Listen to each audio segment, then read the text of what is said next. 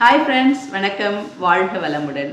நிறைய பேர் என்கிட்ட பிபிக்கு என்ன பண்ணணும் அப்படின்னு கேட்டிருந்தாங்க. ஒரு குயிக்காக என்ன பண்ணலான்றது எனக்கு கிளாஸில் பார்க்கலாம். ஸ்டெப் 1, ப்ரீதிங்கில் ஃபஸ்ட் நம்ம கண்ட்ரோல் பண்ணலாம். எப்படி பண்ணலான்னு சொன்னால், ஏற்கனவே நம்ம வீடியோவில் பார்த்துருப்போம். ப்ரீத் ஈஸின்னு சொல்லிட்டு ஒரு விஷயம் எடுத்துக்கிட்டோம். அதை ஒரு 5 டைம்ஸ் பண்ணுங்கள், அல்லது 10 டைம்ஸ் உங்களுக்கு டைமை பொறுத்து நீங்கள் பண்ணலாம். 2 மினிட்ஸ் பண்ண முடியும். ஆஃபீஸில் இருக்கீங்க, இல்லை ட்ராவல் பண்ணியிருக்கீங்க, அப்போ உங்களுக்கு பிபி ரைஸ் ஆகுது ஃபீல் ஆகிடுச்சுன்னா நீங்கள் இந்த மாதிரி பண்ணலாம். மைண்டை காம் டவுன் பண்ணுறதுக்கான ஒரு விஷயம் breathe easy. Inhale, exhale, inhale. ஒரு 7 கவுண்ட் இருக்கிற மாதிரி நீங்கள் இன்ஹேல் பண்ணணும். 7 கவுண்ட் இருக்கிற மாதிரி எக்ஸேல் பண்ணணும். இந்த மாதிரி ஒரு 10 தடவை 5 தடவை உங்களுடைய டைம் பொறுத்த மாதிரி செய்யுங்க. Next one, Sparsha Mudra. மைண்டை காம் டவுன் பண்ணுறது. இந்த கட்டை விரலால் 4 விரலையும் ஒன்றா வச்சுக்கோங்க. கட்டை விரலால் இந்த கைகளை வருடி கொடுங்க. Just soft touch. அப்படியே மெல்ல வருடி கொடுங்க. கண்ணை மூடி உங்கள் மூச்சை கவனிச்சுட்டே இந்த டச் கொடுக்கலாம். இது ஸ்பரிச முத்ரா. ஓகேவா? அடுத்தது அபான முத்ரா. கை 10 விரல்களில் நடு விரலையும் மோதிர விரலையும் இணைச்சிக்கோங்க. இப்படி கட்டை விரலோடு இணைச்சிக்கணும். இணைச்சிட்டிங்கன்னா இது பேர் அபான முத்ரா. இந்த அபான முத்ராவை வச்சுருக்கலாம். இது ஒரு 5 நிமிஷம் உங்களுக்கு டைம் பொறுத்து வச்சுக்கோங்க. முத்ரா எனி டைம் நீங்கள் செய்யலாம். அடுத்தது அபான வாயு முத்ரா. இப்போ அபான முத்ரா வச்சுருந்தீங்க இல்லையா, அதுலேயே தான் அப்படியே இண்டெக்ஸ் ஃபிங்கரை மட்டும் மடக்கி கட்டை விரல் கடியில் வச்சுக்கோங்க.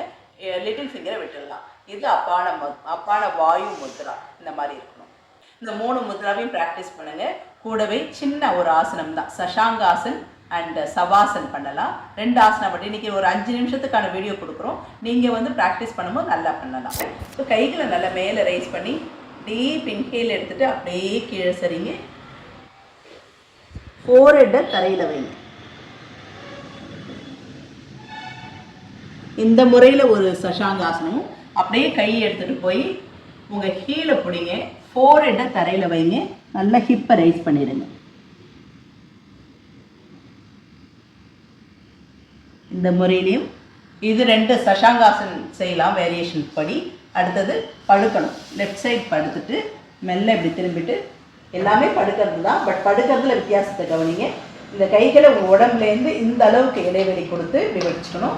வச்சுட்டு கண்களை நல்லா மூடிட்டு கால்லேருந்து தலை வரைக்கும் ரத்த ஓட்டம் நல்லா இருக்குது, காற்றோட்டம் நல்லா இருக்குது, ஜீவகாந்த ஓட்டம் நல்லா இருக்குது. என்னுடைய ரத்த ஓட்டம் நல்லா இருக்கிறனால எனக்கு பிபி இப்போ நார்மலாக இருக்குது அப்படின்றத நீங்கள் ஃபீல் பண்ணணும். ஒரு அஃபர்மேஷன் மாதிரி, ஒரு ஆட்டோ சஜஷன் மாதிரி நீங்களாக அழகாக சொல்லணும். இப்படி சொல்லும் போது உங்கள் மைண்ட் ரொம்ப ரிலாக்ஸ்ட் ஆகும். என் கால்கள் ரிலாக்ஸ் ஆகிட்டுருக்கு, என் கால்கள் முழங்கால்கள் ரிலாக்ஸ் ஆகிட்டுருக்கு, இடுப்பு பகுதி உள்ளுறுப்புகள் ரிலாக்ஸ் ஆகுது, வயிற்று பகுதி ரிலாக்ஸ் ஆகுது, மார்பு பகுதி ரிலாக்ஸ் ஆகுது.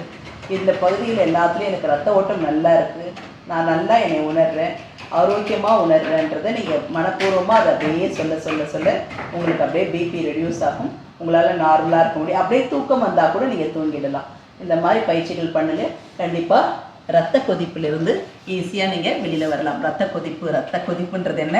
ரத்த ஓட்டம் தடைப்பட்டோ இல்லது ரத்த ஓட்டம் அதிகமாகும் போதோ ஏற்படுற ஒரு விஷயம் தான் பிபின்ற ஒரு விஷயம். பிளட் ப்ரெஷர் அந்த மாதிரி தான். ஸோ இந்த பிளட் ப்ரெஷரை நார்மலாக வச்சுருக்கிறதுக்கு நல்ல ஃபுட்டும் நார்மலாக எடுத்துக்கோங்க. ஆயிலி ஃபுட்லாம் அவாய்ட் பண்ணுங்கள். கார்லிக், லெமன் அந்த மாதிரி ஒரு விஷயங்களை சேர்த்துக்கோங்க உடம்புல பிபி அதிகமாக இருக்கிற நேரத்தில். ஸோ இது உங்களுக்கு நல்ல பலன் தரும் நான் நம்புகிறேன். வீடியோ பார்த்து ப்ராக்டிஸ் பண்ணுங்கள். Thank you to all. வாழ்க வளமுடன்.